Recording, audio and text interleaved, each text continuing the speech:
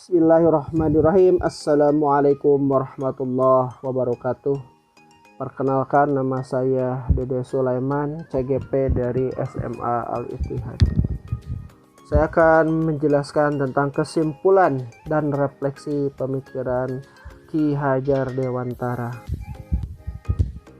Pesan pendidikan Ki Hajar Dewantara yang pertama adalah Pancadharma, yang kedua tentang tujuan pendidikan yang melahirkan konsep Tri Rahayu, yang ketiga tentang Tri Sentra Pendidikan, yang keempat tentang Trilogi Pendidikan.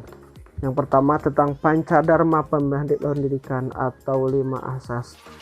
Yang pertama, pendidikan harus memperhatikan kodrat alam.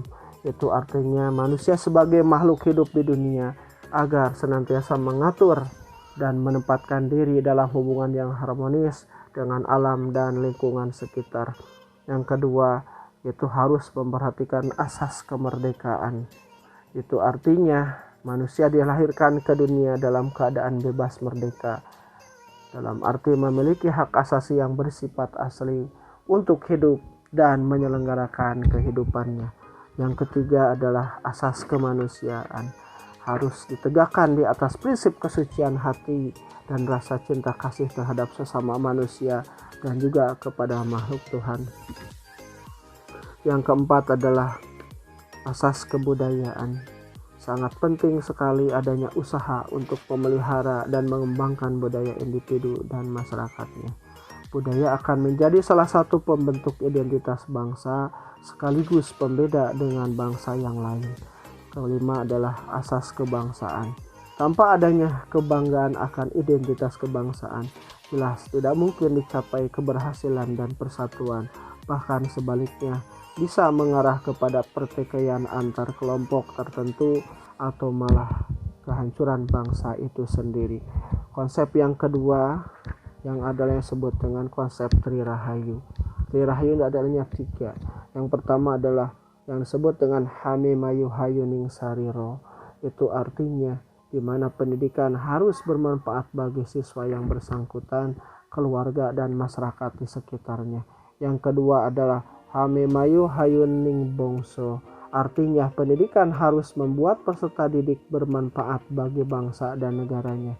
Yang terakhir adalah Hamimayu Hayuning Bawono. Artinya pendidikan harus membuat peserta didik bermanfaat bagi dunia. Yang ketiga adalah tentang Tri Sentra Pendidikan. Jelas, yang pertama adalah lingkungan keluarga. Keluarga adalah sebagai modal dasar, modal pembentukan awal karakter siswa. Kemudian yang kedua adalah lingkungan sekolah, dan yang terakhir adalah lingkungan masyarakat.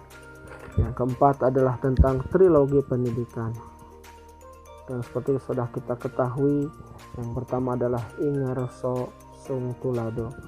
Itu artinya guru harus menjadi model bagi peserta didik, tampil di depan ketika dalam kesulitan, menjadi suri tauladan kebajikan kepada peserta didik.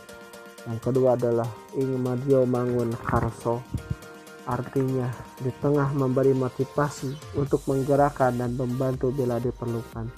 Dengan kata lain, menumbuhkan rasa aman. Kemudian yang terakhir adalah Tutwuri Handayani. Artinya di belakang mengamati bila proses sudah berjalan sesuai dengan harapan, dan bila perlu memberi masukan untuk meluruskan bila terjadi penyimpangan. Dan apa yang saya percaya tentang murid dan pembelajaran di kelas sebelum saya mempelajari modul ini. Yang pertama, pembelajaran itu dominan menggunakan metode ceramah. Yang kedua, pembelajaran kurang memperhatikan karakteristik siswa. Yang ketiga, kurang memperhatikan gaya belajar anak. Yang keempat, kurang memberi kesempatan untuk anak menemukan sendiri dalam pembelajarannya. Dan apa yang berubah dari pemikiran atau perilaku saya setelah mempelajari modul ini? Yang pertama, tentunya pembelajaran harus berpusat kepada murid. Yang kedua, pembelajaran harus memperhatikan karakteristik murid. Yang ketiga, harus mengakomodir gaya belajar murid. Dan yang terakhir, harus memberikan seluas-luasnya kepada murid untuk berkembang dalam pembelajarannya. Dan yang terakhir, apa yang bisa segera saya terapkan lebih baik agar kelas saya mencerminkan pemikiran Ki Hade? Yang pertama adalah mengidentifikasi karakteristik siswa. Yang kedua, merancang pembelajaran menjadi student center. Yang ketiga, memberi keteladanan yang baik. Yang keempat adalah mendorong dan memotivasi siswa. Yang kelima, berkolaborasi dengan guru lain. Dan yang selalu merefleksi kegiatan yang telah dilakukan. Itu mungkin yang bisa saya dijelaskan, mudah-mudahan bermanfaat.